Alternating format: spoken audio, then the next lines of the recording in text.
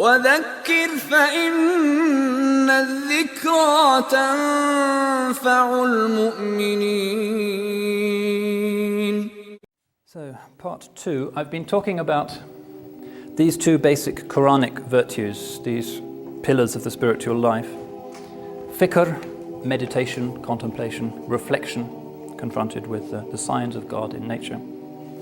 And dhikr, which is remembrance, reminding ourselves of our divine source and the divine end of our earthly lives.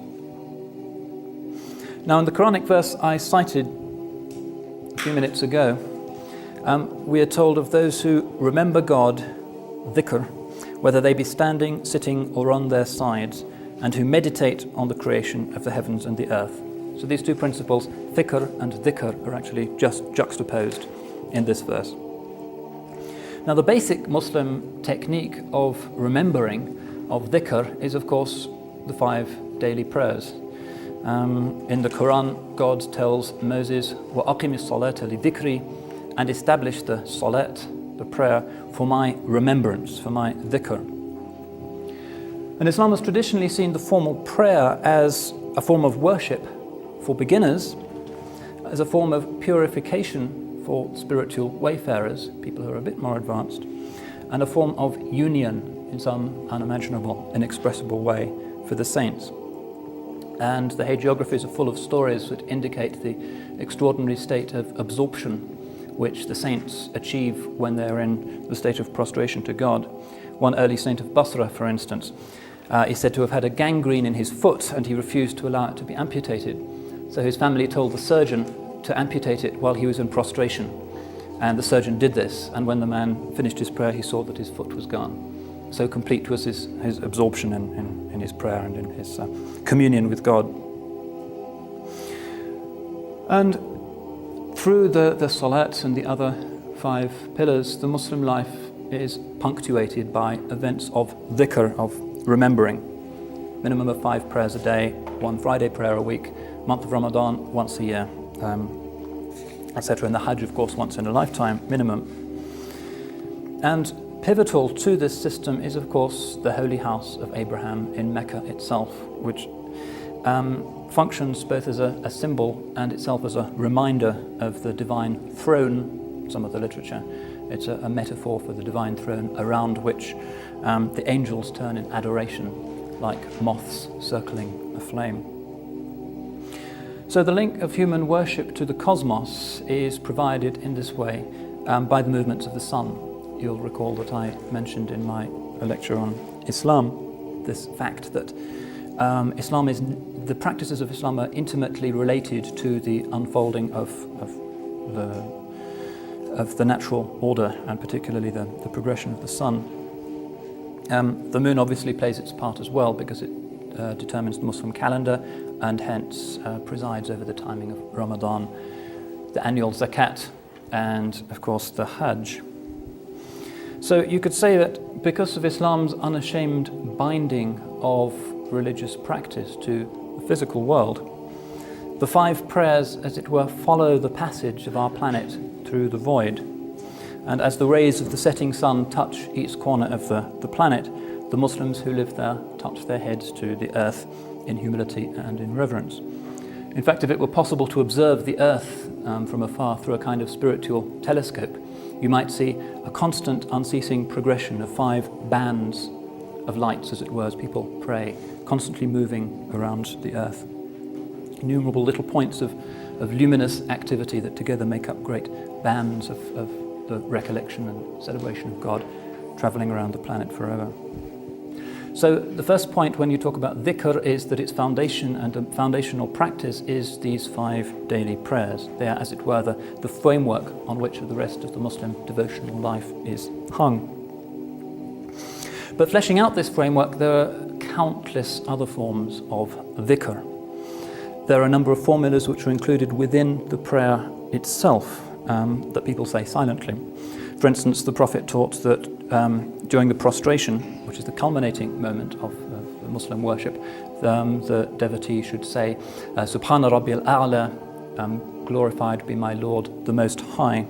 And there are a lot of other formulas that you say inside the prayer at each particular point of it. And there are a lot of others which are used outside it as well. There is a great wealth of devotional phrases which are repeated on certain occasions, and that, importantly, can be repeated a specific number of times. For instance, in the Hadith collection of Bukhari, we read that the Blessed Prophet said, "Whoever utters the words, 'There is no God but God, alone and without partner, His is the kingdom and His the praise, and He is powerful over all things,' 100 times in a day, he will receive the reward of liberating 10 people from slavery." He also taught that one should quietly repeat after each of the 5 mandatory prayers, "Glory to God," and then "Praise be to God," and "God is greater," 33 times each. And there are a number of other key formulas that you'll hear Muslims saying almost incessantly. Astaghfirullah, for instance, I seek God's pardon. La hawla wa la quwwata illa billah, there's no power and no ability save in God, and so on. These coming from the Qur'an or from the Prophet. Now, the Islamic scholars traditionally believed that each of these formulas possessed an almost incantatory property, a khasiyah, a special virtue. Some of them, Muslims have traditionally believed, possess healing properties. Others can protect one from ill fortune or avarice. There are even some which we're told can protect one from magic. Still others can even protect one from the Antichrist. So it's been very common for scholars since the beginning of Islam to sift through the voluminous hadith literature and tweezer out these little formulas that the Prophet used to punctuate and sanctify his day, and serve them up in little manuals, prayer manuals of devotion for ordinary Muslims, to be recited or to be chanted regularly. And as the Blessed Prophet himself indicated, there is a special merit attaching to reciting some of these a particular number of times.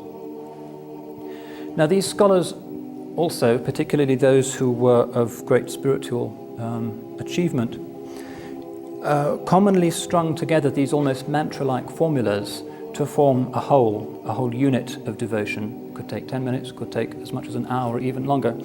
And one of these was known as a wird. Wird is the name for, perhaps litany is the nearest equivalent in the English language. Literally, the word means a watering place. Just as the Bedouin in the desert has occasionally to take his camels down to the waterhole, so also human beings need a wird, a place where they can go regularly to refresh and remind themselves by calling to mind and repeating words about their Creator. And as with the 5 prayers, it's believed that there are certain particular times which are especially suitable for reciting a wird. The Qur'an itself says, "Mention your Lord abundantly and glorify him in the evening and when the sun rises." So very typically, spiritually minded Muslims, after the dawn prayer is finished or after the sunset prayer is finished, will stay in the mosque, perhaps for 10 minutes, perhaps for longer, and will recite one of these wirds. It's a very common practice. Sometimes they will do so individually and silently. Sometimes in some mosques, you'll see people doing them all together. There's a famous hadith that tells us, "People will not sit making dhikr of God without the angels surrounding them, mercy covering them, peace descending upon them, and God mentioning them among those who are with him." One of the meanings of this is dhikr in the sense of reminding oneself of the outward laws and rules of Islam, sort of scholarly activity, but it's also applied by the medieval scholars to invoking God, which is the fundamental meaning of the word dhikr. Now, it's recognized that while it's possible, in some circumstances necessary to make dhikr or to recite a wird in private, it's generally recognized that human psychology being what it is, and for certain less easily expressed spiritual reasons, it's preferable for these things to be done collectively. One of the first to do this was famous Princess Zubaydah of Baghdad, who is said to have assembled all 300 of her servant girls in this sumptuous palace she had in the Abbasid capital. And every day, all 300 of them would recite the Qur'an together, so that to passers-by, the palace sounded like a great beehive. As they put it, its inhabitants garnering the sweet honey of divine remembrance. Now, I'm not able to record the servant maids of Princess Zubaydah, but what I have got here, with any luck, is a recording of a contemporary recitation of the Qur'an. This is from Algeria, which gives you some idea of what you can expect to hear as a form of dhikr after the dawn and sunset prayers in a mosque there.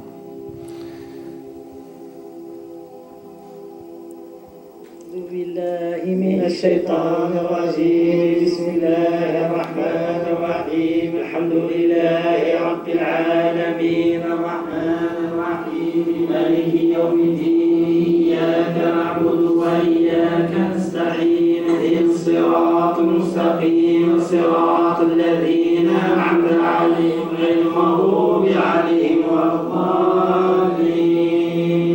بسم الله الرحمن الرحيم. والفجر وليال عشر والشفع والوتر والليل إذا يسري هل في ذلك قسم لذي حجر ألم تر كيف فعل ربك بعاد إرم ذات العماد التي لم يخلق مثلها في البلاد وثمود الذين جابوا الصخر بالواد وفرعون ذي الأوتاد الذين طغوا في البلاد فأكثروا فيها الفساد فصب عليهم ربك صوت عذاب إن ربك لبالمرصاد. فأما الإنسان إذا ما ابتلاه ربه فأكرمه ونعمه فيقول ربي أكرمني. وأما إذا ما ابتلاه فقدر عليه رزقه فيقول ربي أهانني. كلا بل لا تكرمون اليتيم ولا تحضون على طعام المسكين وتأكلون التراث أكلا لما وتحبون المال حبا جما. كلا إذا دكت الأرض دكا دكا وشاء ربك والملك صفا صفا وجيء يومئذ بجهنم يومئذ يتذكر الإنسان وأنى له الذكرى يقول يا ليتني قدمت لحياتي. فيومئذ لا يعذب عذابه أحد ولا يوثق وثاقه أحد. يا أيتها النفس المطمئنة ارجعي إلى ربك راضية مرضية فادخلي في عبادي وادخلي جناتي.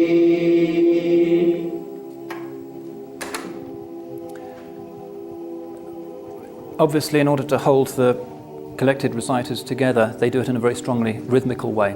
In fact, listening to the Qur'an like that is one of the easiest ways of hearing the very strong and complex rhythmic patterns that exist in the Muslim scripture. So that's a very common sight that you'll see in mosques, particularly in North Africa. In Morocco, in fact, every mosque that has a government-appointed imam is required to recite the Qur'an collectively in this way, 1/30th of the Qur'an every day, after the dawn and after the sunset prayers.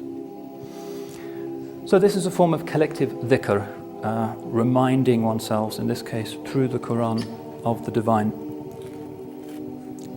But once is not enough, and the Muslim saints constantly emphasize that the spiritualizing effects of dhikr are slow, but they are sure. And they recall the hadith of the Prophet: everything has a polish, and the polish for hearts is the dhikr, the remembrance of God. And the Prophet's son-in-law, Ali, remarked that when anybody sins, a black spot appears in the heart. And as they sin further, the spot becomes larger and larger until the whole heart becomes black and it covers the heart completely. Dhikr has a kind of almost detergent quality. It has the effect of softening and cleansing the heart, rendering it able to perform its true function, which, as the Qur'an explains, is the knowledge of God. And Muslim poets often like to compare the heart to a tree which sways in the wind of love and is watered by dhikr. So it has to be done regularly.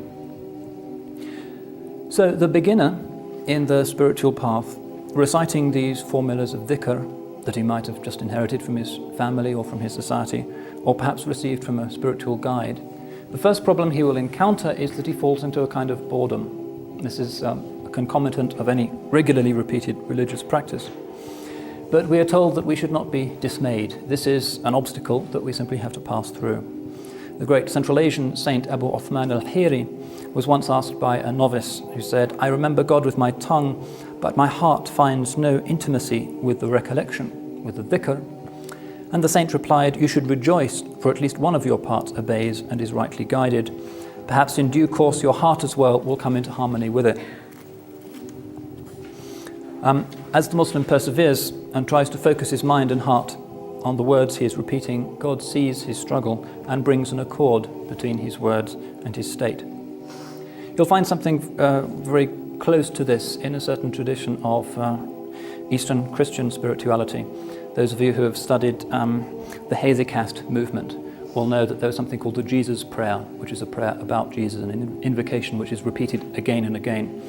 And it is said by some pretty authoritative Byzantinists that this was actually the reflection of the time that the founder of the Hesychast movement, Gregory Palamas, had spent at the Ottoman court. He spent about a year there discoursing with the Muslim divines.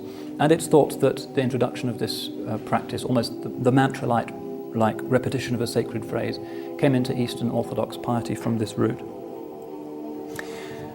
What happens next depends very much on the devotional tradition of the aspirant. I'll be talking about those traditions in more detail in due course. I have a quote here from Imam al-Ghazali, who was certainly the greatest systematic Muslim writer on the practical aspects of Muslim spiritual life, in which he describes the more advanced conditions that can come to a spiritual traveller as he practices dhikr. Does anybody want to read this for me and give my vocal cords a break for a bit? You want to, John? Yeah.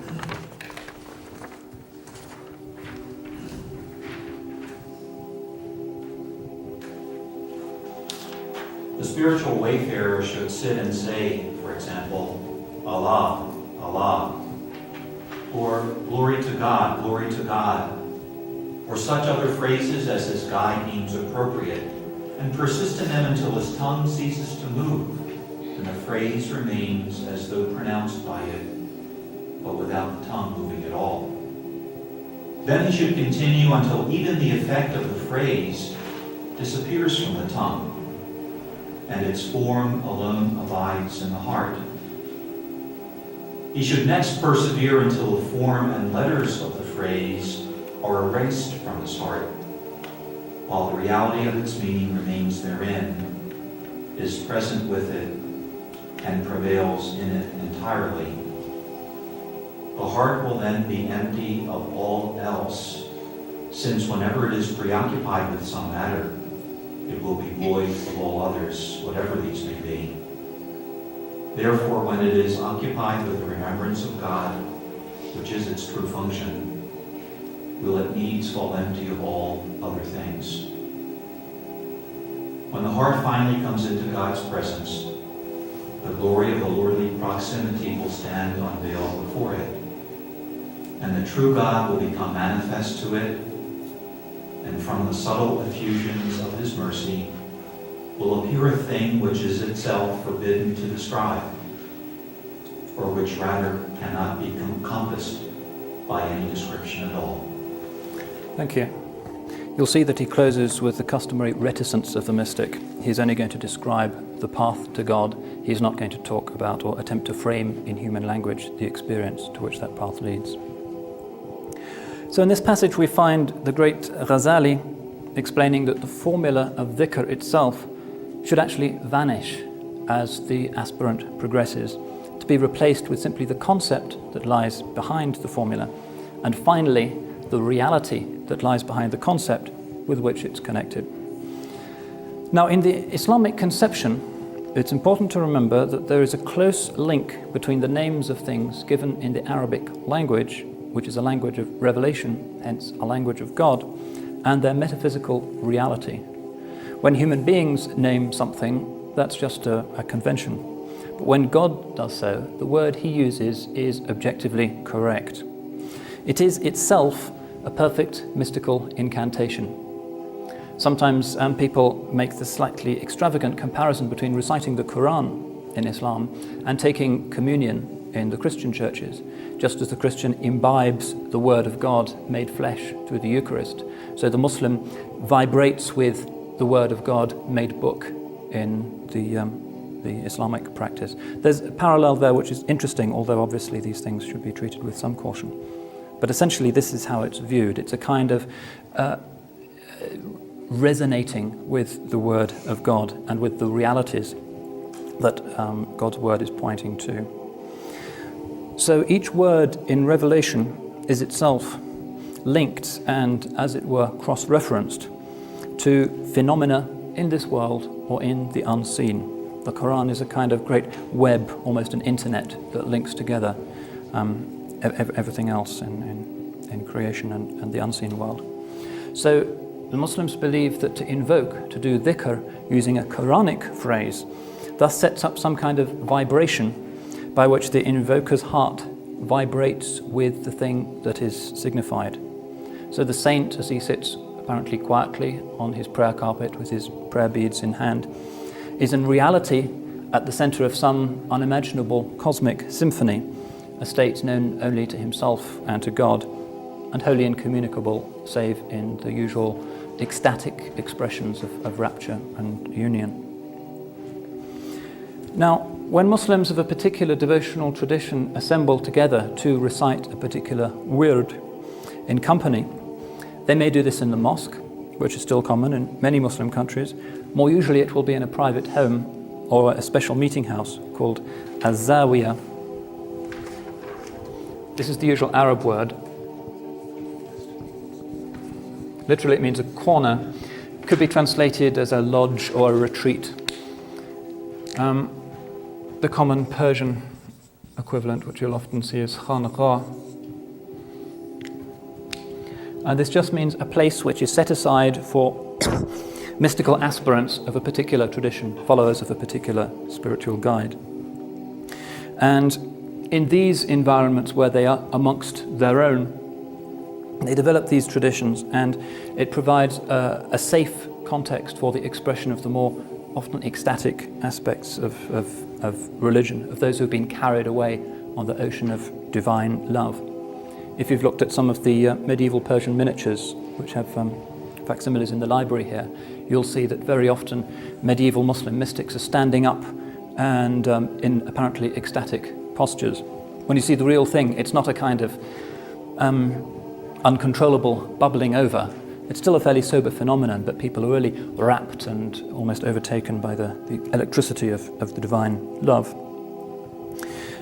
The best known form of this upward movement, which is sometimes referred to, not very accurately, as a form of spiritual dance, it isn't really, is that which was founded by the great Rumi himself, certainly in the West one of the best known of all Sufi mystics, who founded the Sufi rite known as the Dawran, or at least adapted it in a particular form for the use of his own followers.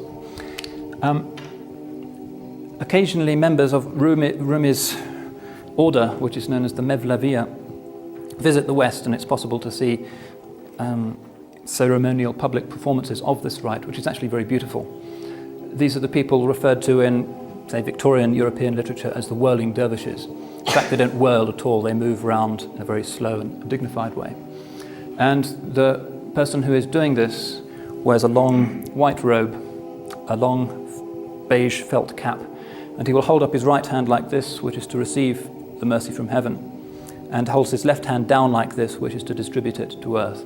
So he is the representative of man in this sense of pontifex, as bridge builder, as khalifa between heaven and earth. And as he does this, he turns around, which mirrors the turning movement which exists in the cosmos generally, and also calls to mind the ecstasy of the saint. It's said that the origin of this ceremony, which is probably the most spectacular and best known mystical ceremony in the Muslim world, is an incident in the life of Rumi himself, the famous 13th century mystic who lived in Turkey, that once when he was discoursing with his students, he was walking through the goldsmith's bazaar in the city of Konya, where he lived, and he heard the hammer of a goldsmith, a little thing, and the goldsmith himself was a saint, and the hammer was going tap, tap, tap, tap. And Rumi, in some incommunicable way, picked up that the saint was actually expressing, even in his work and his craft, the divine name, Allah, Allah. And he immediately started to turn like this in a state of ecstasy. And subsequently his followers have emulated him. That's the origin of the whirling dervishes, so-called. Usually only 6 or 7 of them will actually do this in a group, directed by a guide. Very often you'll find that it's accompanied by a small orchestra. Islamic music is a very diverse phenomenon. In Rumi's tradition, there'll be perhaps 5 or 6 musicians, including things like the Eastern equivalent of lutes and mandolins, a zither, a couple of drums. And the ceremony begins with the invocation of blessings on the Prophet. And then the dancers rise to their feet. They take off black robes, which symbolize attachment to the world and also symbolize the grave. And underneath there, these pure white robes, which symbolize the purified human being and also our state at the resurrection. And then as the music goes, they begin to turn. I've actually got a recording made in the 30s of some of their music. The quality is not very good, but it'll give you some idea of the sophistication of this tradition.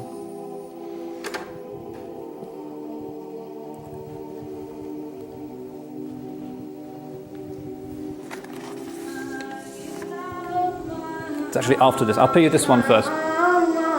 This is an Algerian form of dhikr. It's quite beautiful.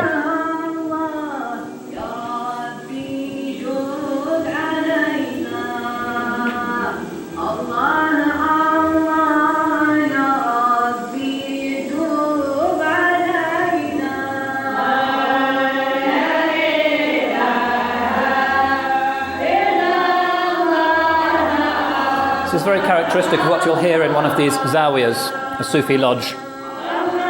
Ecstatic poems of love for God and His Prophet.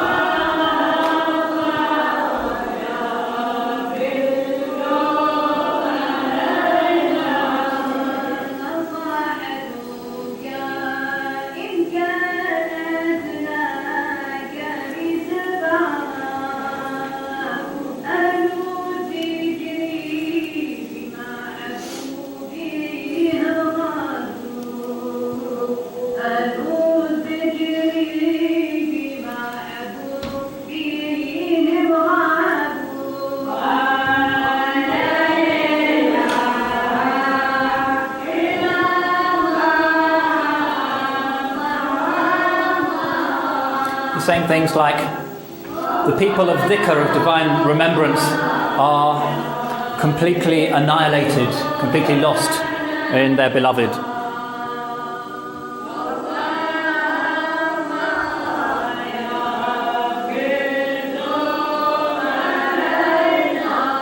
So you'll hear some songs like this as a preliminary, and then in the Mevlevi tradition there will be some instrumental music, and these people will stand up and they will begin to turn. This is the instrumental tradition coming up.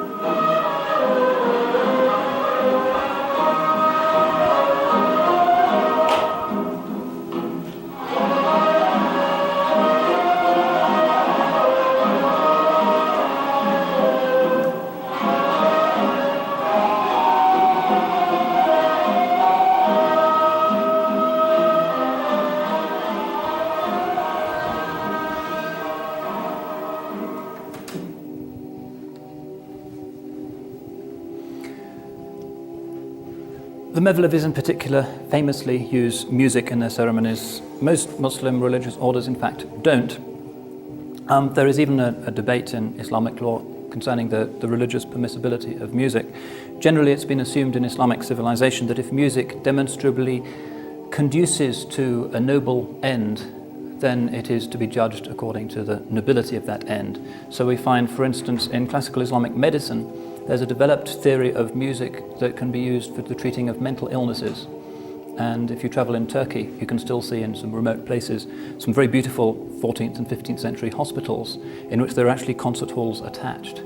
And the ill would be brought in and the musicians would play after the sickness was diagnosed, and then the next person would be brought on. Music therapy is also increasingly being used in the Western tradition, of course. And similarly, spiritual disorders, even more common, could also, many medieval Muslim thinkers thought, be remedied through the use of music because of its extraordinary capacity to inspire or even to engineer states in the soul. And classical medieval Muslim music, which is itself a very intricate theoretical tradition, also had a frankly religious philosophy lying behind it, an almost Pythagorean theory of the effect of certain harmonies on the soul. Now, very often in such sessions of dhikr, in the zawiyah, the spiritual seeker will use, as a form of invocation, one or all of the 99 names of God taught by the Prophet, and most of which appear in the Qur'an. Some of these are known as the names of beauty, while others are known as the name of majesty. They divide more or less into these two, which corresponds also to the earlier distinction between the divine transcendence and the divine immanence. Jamal means beauty, Jalal means majesty. Two different aspects of divinity. So the names of beauty include things like God as the loving kind, the source of peace, the generous, and so forth. And the Jalal are names such as the overwhelming, the omnipotent, the judge, names such as that. Now, medieval Muslims looked at these 99 names and they saw that each of them, or the invocation of each of them, could have a demonstrable spiritual effect on those who used them as formulas of dhikr. So, for instance, they said that reciting the divine name Al-Latif, which means like the subtle or the kind, will help to stabilize the seeker's spiritual faculties. So if somebody is in a very unsteady spiritual state, commonly the prescription will be to recite this particular divine name. We're also told that reciting the divine name Al-Qayyum, Quranic name of God meaning the self-subsistent, attaches one to the protection and universal providence of God. So if your sense of God's providence seems to be attenuated, God seems unnecessarily or strangely distant, the recitation of this word can help. To chant Al-Hafiz, the preserver or the protector, will help to preserve any spiritual state that you might have been granted, and so on. Very elaborate theory about the spiritual properties of each of the divine names. They also said that some very powerful names, particularly some of the names of majesty, simply should not be used by beginners because they're simply too hot, too powerful. Although it said that some very advanced saints can recite them under certain closely determined conditions. Now, Ghazali continues after the passage which we just heard by suggesting that the formulas of dhikr, whether they be Quranic or the 99 names or whatever, that the formulas of dhikr which bring us up to exalted states of awareness of God's presence have to be chosen with great care and by an expert. The soul, he says, is a vulnerable thing. It's a tender thing in man. And the higher one attains in one's spiritual life, the more dangerous will be a fall. Each formula has been given a particular property or a power by God. So there has to be a spiritual guide who is like a trained heart surgeon who carefully chooses from the various surgical instruments that these formulas of dhikr represent. Each one he will recognize is for a particular task, suited to a particular individual, perhaps suitable for a particular time of day or time of the year. Again, a sophisticated science. The mystic Ibn Khafif, for instance, in the 4th century, we find him saying, "The recollected one is one, but the forms of recollection are many, and the conditions of the hearts of those who recollect are legion."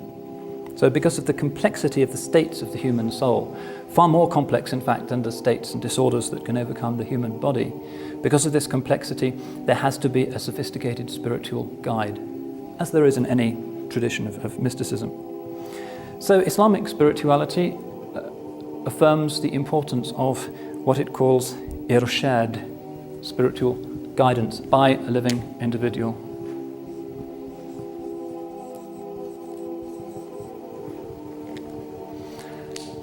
So we find Rumi telling us, whoever travels without a guide needs 200 years for a 2 days journey. And once one has found the guide, one has to treat him with obedience, accept his insights and his instructions concerning one's spiritual life. Ghazali even says, "Let the aspirant hold fast to his teacher in the way that a blind man might clutch his guide on a riverbank, putting himself entirely in his hands and never disobeying his instructions." So those Muslims who are within the inner circle of the concentric circles I drew for you earlier, the people who aspire to ihsan, must, as a condition for their spiritual progress, submit to a qualified guide, a perfected saint who has himself traversed the distance and knows the dangers of the route. A famous Persian writer, Abdurrahman Jami, put it in these terms: "All the prophets came to open people's eyes to their own faults and to God's perfection, their own weaknesses and God's power, their own injustice and God's justice. And the spiritual guide is also there for the purpose of opening the eyes of his disciples." So in a sense, the saint or the spiritual guide is filling in for the prophet who is no longer with us, just as the prophet was not just the political leader, but also the spiritual guide of the companions, many of whom became saints of extraordinary luminosity and generosity. So also the saint will emulate the prophet and take upon himself this responsibility of guiding erring humanity. Now everybody recognizes that the path to God is difficult, narrow and hazardous. Progress is unlikely unless you take the hand of a master who's made the journey himself or herself, because it's worth acknowledging that in the tradition a perfected saint or perfected guide can be a woman. And we know that the medieval Saint Ibn Arabi, for example, regarded by many as the supreme Muslim mystical writer, his first 3 spiritual teachers were actually women. I mean, it's not an uncommon thing. And the function of the guide is not to take anything for himself. He doesn't claim remuneration or any honor or anything for this. He is simply there to liberate us from the lower possibilities of the human condition. And to do this, he may have to be very patient with us, and the process may take a lot of time. And his function is simply to inculcate in us this virtue of dhikr, not to turn us into something that we are not, but to remind us and to reorient ourselves back towards that primordial nature of orientation towards God with which we are born. There's a nice medieval Persian story I have here. Somebody would like to read it out? Perhaps a lady? Yeah.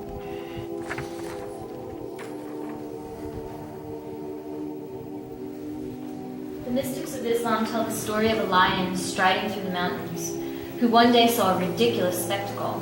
A lion cub was shuffling along and baaing like a sheep. With a great roar, the lion ran down the hillside, scattered the flock of sheep, grabbed the lion cub, dragged it into a pond, and forced it to look into the pond. "Look," it said, "you are not a sheep, you are like me, you are a lion. You are a lion and you have the truth, the sincerity, the passion, and the generosity of a lion." Then the lion gave an immense, glorious roar. The cub found himself both terrified and strangely excited by this. The lion turned to the cub and said, "Now you roar." The cub's first attempts were pathetic, mewings, somewhere between a baa and a yell. But slowly, by submitting to the teaching of the lion, the cub grew into claiming his lionhood and began over many years to learn how to roar. Thank you. So that's a kind of simple metaphor of the function of the spiritual guide. He is there to bring us to our true selves, the theomorphic primordial condition in which we were when we were with God before our birth. Now, the usual term for a spiritual guide in Islam is the familiar one of Sheikh.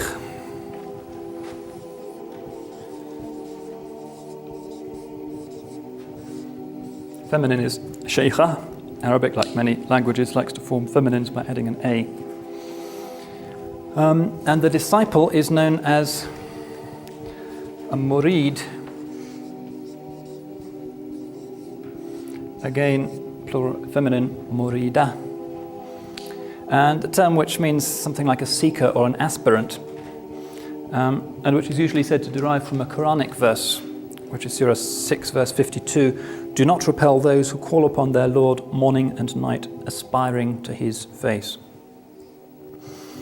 Now, following the prototype of all Islamic spiritual initiation, which was the pledging of the companions' allegiance to the Prophet, the aspiring novice on the Muslim spiritual path requests bay'ah, which is the initiatic pledge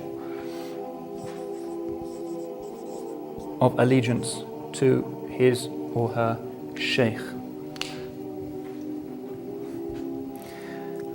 And the sheikh may accept him or her as a disciple, or if he decides that the disciple does not suffer from the kind of spiritual sicknesses that he or she knows how to deal with, may well send the aspirant off to somebody else who may be more qualified to deal with those particular ailments.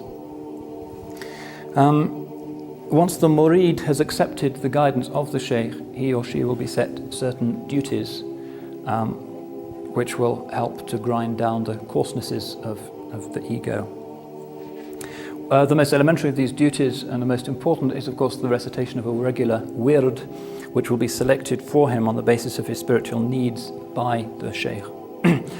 But certainly until very recent years, there were also other duties incumbent upon the murid, particularly those who existed within this framework of the zawiyah, the physical space where spiritual aspirants would exist and practice. Typically, for instance, there would be 3 initial years of service. The first would be in the service of others, sweeping, cleaning, cooking, or whatever. The second would be devoted to worship and invocation. And the third would be in meditation and scrutinizing oneself. In each of these different stages, the aspirant would be taught different formulas of dhikr to practice, both on his own and in the presence of others, in the regular gatherings of the sheikh's disciples. Most commonly, you'll find that these are held on Thursday nights. That's fairly typical throughout the Muslim world. That after saying the night prayer in the mosque, Muslims, those of them who are interested in spirituality and have a sheikh, will leave the mosque and will go off to the zawiyah, and then they will have some of the songs and the ceremonies which we heard earlier. And in some places, this is a very spectacular phenomenon indeed, particularly at certain sacred times of the year. If you go to the ceremonies of dhikr that are held to commemorate the birthday of the Prophet's grandson, Al-Hussein, in Cairo, you will see perhaps 1 million people attending these ceremonies of dhikr. It's quite a spectacular event. All of the different spiritual orders will put up brightly coloured tents in the streets of Cairo. The old city will be completely clogged up with these tents. They'll have chairs or they'll sit on the ground, and in each of the tents they'll be reciting their own tradition of songs and whatever. And they're all plugged into the mains electricity, and usually a lot of Cairo suffers power cuts at various points in the night because there's so many people there. They come from all over the country. So it can be just 2 or 3 people doing their wird together, or it can be 1 million people. One of the duties that may well be laid upon the murid is the duty of what you might describe as apostolic poverty, or faqr. As with Christian monastic piety, spiritual divestment from worldly ties is often accelerated, or at least represented, by physical poverty. Faqr simply means poverty. So the sheikh may well ask him, if he sees that he's attached to worldly things, to divest himself of some, or even temporarily, all of his worldly goods. Once he has done this and achieved the inward state of detachment that it entails, he is known as a faqir, again a female form by adding an A at the end, faqira, just meaning a poor person. The more familiar Persian version of this is darwish, which gives us our English word dervish. It simply means somebody who is poor, i.e. someone who emulates the Prophet's own poverty. Throughout his life he lived in a single room without even a door. He just had a piece of sackcloth over the entrance, and he himself, when he died, he was just wearing a piece of woolen cloth. So later pietists frequently went to great length to emulate his example of poverty.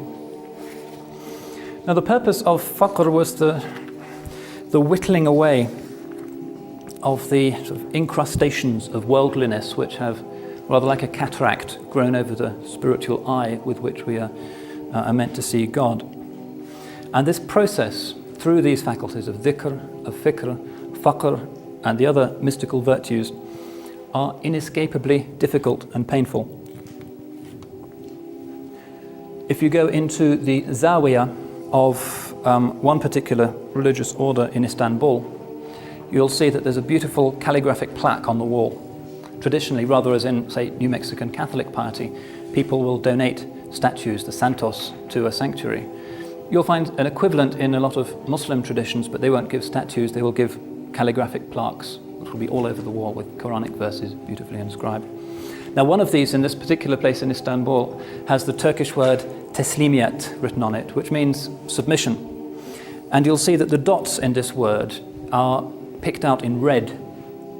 And if you ask them, why on earth are these dots in red, they will tell you that that's because the submission to God is so difficult that you cry tears of blood. And the tradition assumes that this is a difficult path, it is the via purgativa. But the hardships must be endured, just as the hardships and sadnesses of childhood and education have to be endured if one is to become a full adult. Spiritual education, even more than physical or moral education, has to be difficult. Rumi has a beautiful poem, which I've actually included in the handouts. I'll just read through it for you. The grapes of my body can only become wine after the winemaker tramples me. I surrender my spirit like grapes to his trampling, so my inmost heart can blaze and dance with joy. Although the grape goes on weeping blood and sobbing, I can bear no more anguish, no more of your cruelty. The trampler stuffs cotton in his ears, saying, I am not working in ignorance. You can deny me if you wish. You have every excuse. But it is I who am the master of this work. And when through me you reach perfection, you will never be done praising my name. So it's difficult. Submission to a spiritual guide is a difficult thing. In fact, in medieval times, no longer, the spiritual aspirant, the murid, in order to emphasize this crushing of the ego, might well be encouraged to go out into the streets and actually beg, the money then being donated to the zawiyah, which would use it for the feeding of the poor. And the function of this was to break the pride of the aspirant. And a familiar sight in traditional Muslim societies was the wandering dervish, wandering through the streets with his heart-shaped begging bowl, and perhaps also in Persia or Turkey, carrying a kind of ceremonial hatchet with two blades which would symbolize the fight against outward as well as spiritual enemies, and going from door to door and begging, perhaps singing religious songs and so forth. It was really an everyday sight in Islamic towns until 2 or 3 generations ago. So, characteristically, there might be 3 years of initiatory purgative practice, and after this the initiate might find himself invested as an outward sign of what the sheikh perceives and knows to be his inward progress with a robe known as the khirqa. Often this will be a patched robe as a symbol of the state of apostolic poverty, and often this will be a former robe worn by the sheikh himself, which is hence redolent with his blessings. And over the course of one's spiritual wayfaring, one might well acquire several such robes from the various spiritual teachers from whose presence one has benefited from.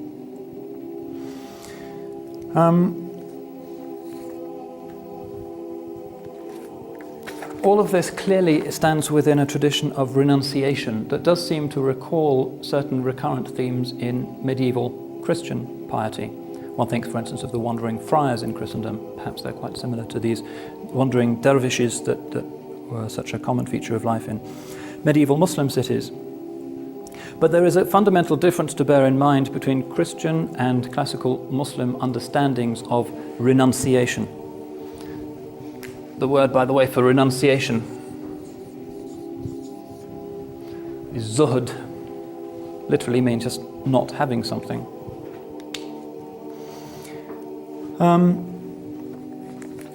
Famous story about how one has to renounce the world and one's attachment to the world from the famous Ibrahim ibn Adham, a prince of the city of Balkh in Central Asia. One night, we are told, he heard a strange sound on the roof of his palace. The servants found a man who claimed to be looking for his lost camel on the palace roof.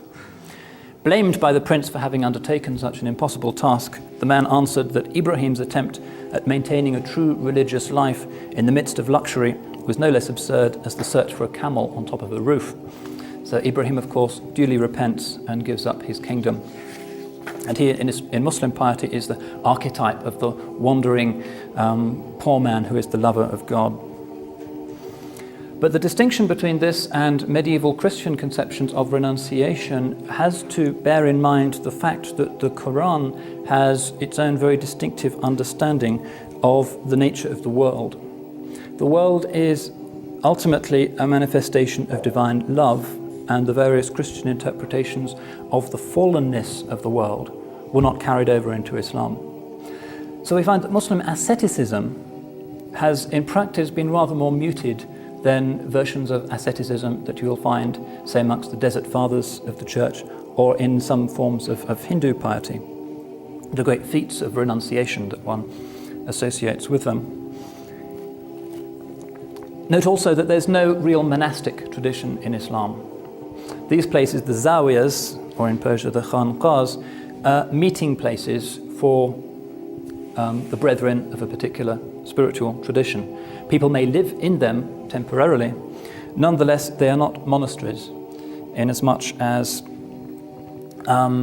Islam assumes that following a spiritual life is not ultimately incompatible with also making one's way through the world, earning a living and supporting a family.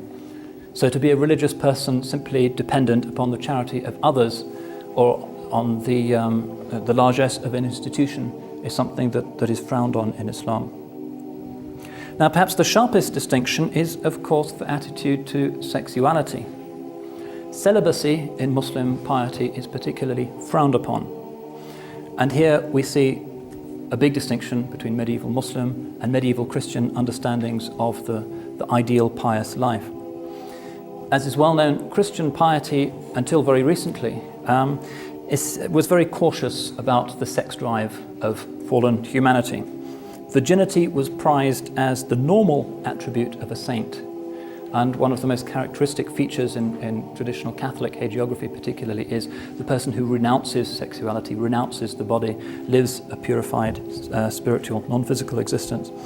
So, for instance, Gregory of Nyssa stated that if the life which is promised to the just by the Lord after the resurrection is similar to that of angels, and release from marriage is a particular characteristic of the angelic nature, then the Virgin has already received some of the beauties of the promise.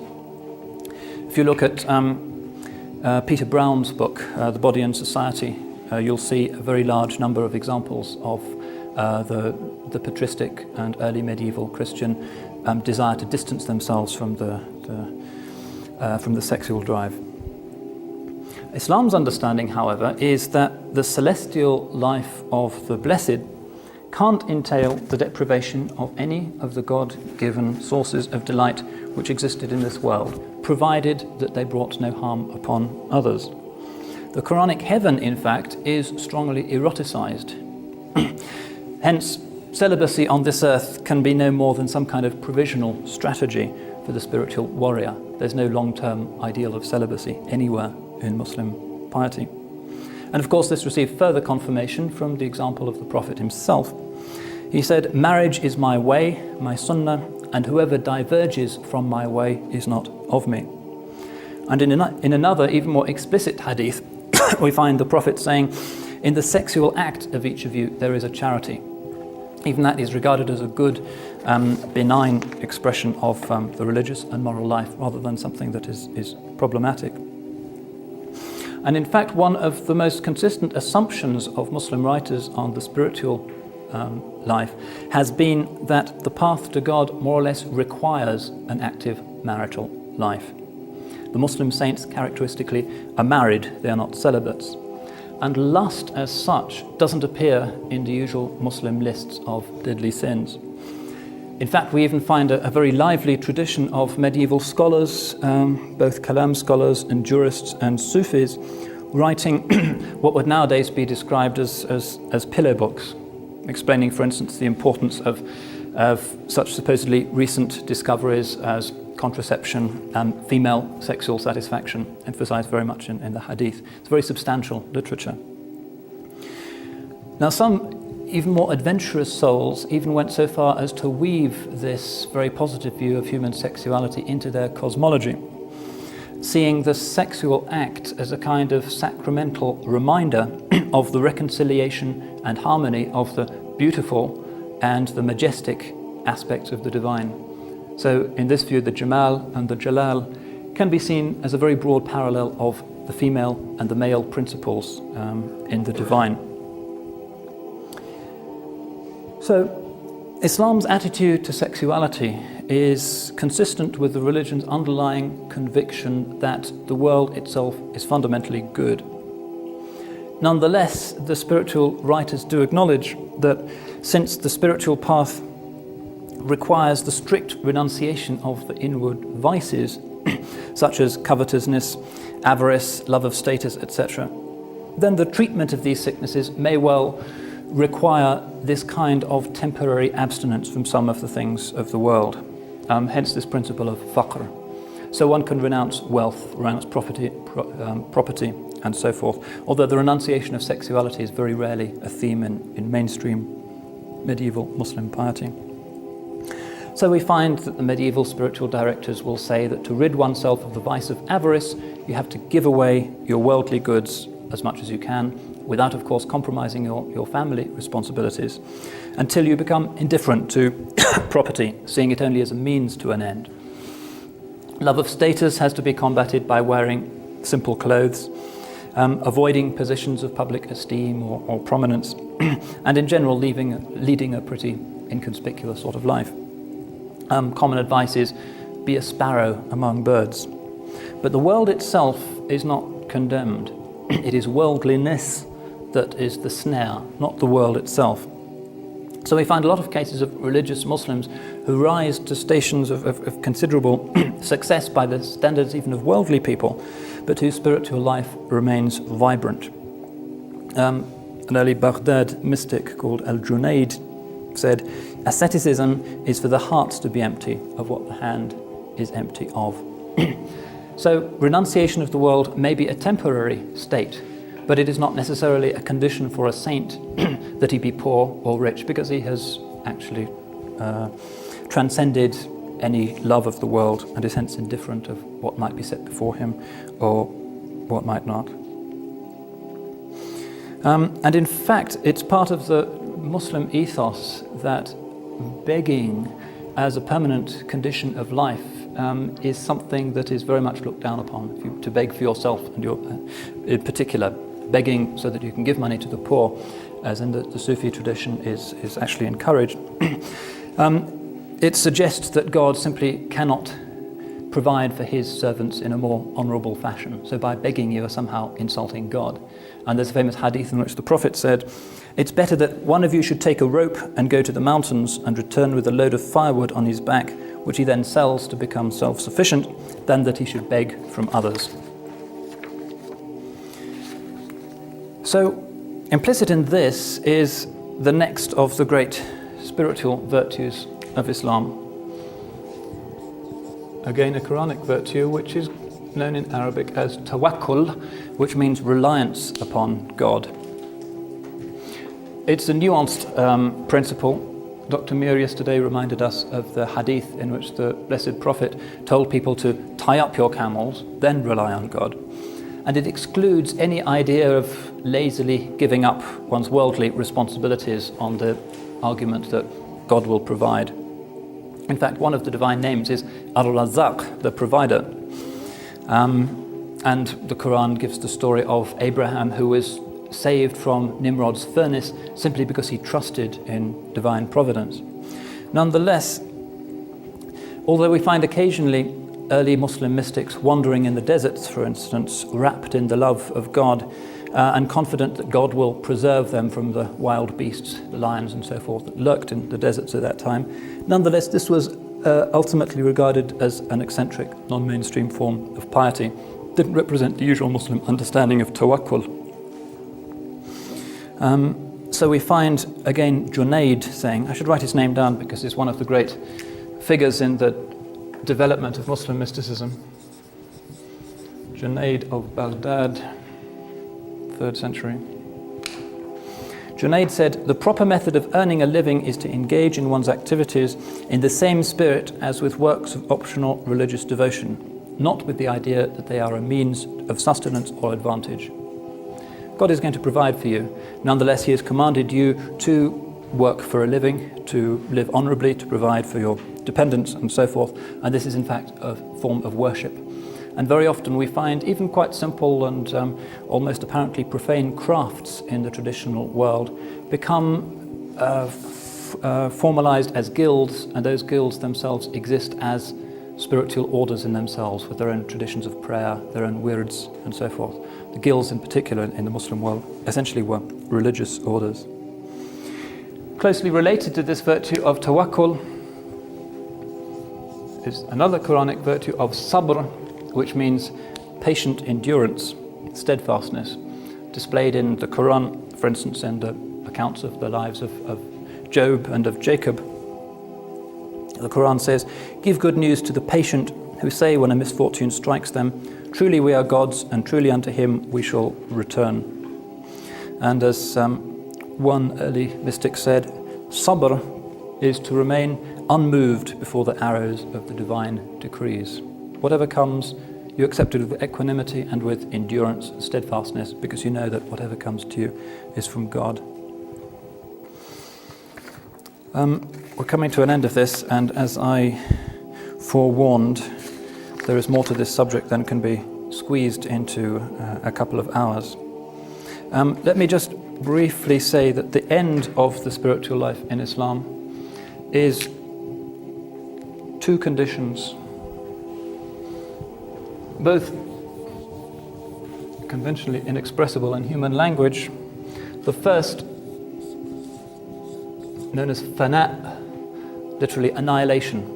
Once the coarser attributes of the ego are ground away and the heart is purified, the divine light starts to shine through the heart, which becomes like a perfected mirror in which the divine sun is reflected. And at that stage, the selfness, the I-ness of the saint is annihilated, and all that remains is God himself. This is known as fana, annihilation or passing away. But this condition is conventionally not permanent. It can be a flash, it can endure for a little. But the perfected saint is actually in the state of baqa, which comes after the state of fana. Baqa means continuance, subsistence, going on. Because once the saint has passed through this final purificatory experience of annihilation in the divine, he or she returns to the world and continues to exist as a member of society.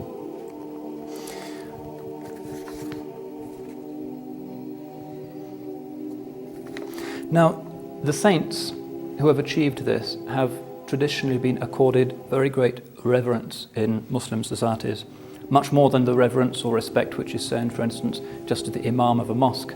The saint, for which the Islamic term is wali, which literally means a friend, i.e. a friend of God, is regarded as being in this state of fana or baqa, and hence as being a living sign of God. The classical image again is that of the mirror of the heart being so cleansed that the divine sun blazes therein, and by being simply in the presence of such a person, one can be transformed. And it is these people called wali who are fit to act as sheikhs or spiritual guides. It's extremely dangerous to accept as a spiritual guide somebody who has not properly completed the various spiritual degrees. And we find in Islam, as in Christianity, a very luxuriant tradition of miracle stories. one of the attributes of these people is that God works miracles through them. Not the great evidentiary miracles that are given to the prophets, but lesser charismatic events which are almost a byproduct of this extraordinary state of the divine refraction in the human heart.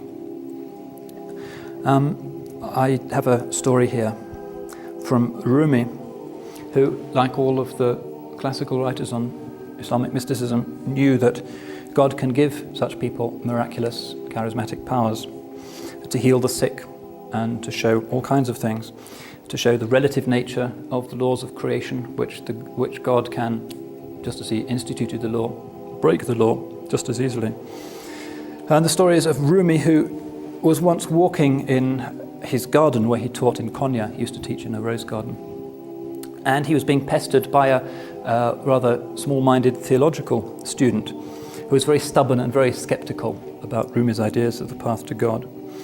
And he was very brilliant nonetheless. And one day Rumi, despite his generosity, had really had enough of the student's endless displays of his own brilliance. And so Rumi said, let's go for a walk. So they walked through this garden in the twilight. Rumi walks quietly, and the student, who's baffled, just rattles on talking about clever points of metaphysics, waiting for him to say something particularly clever which would answer his questions. After a while, the saint raised his right hand and just pointed.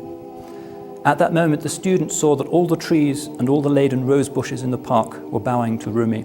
And then, in an incommunicable flash of realization, he understood.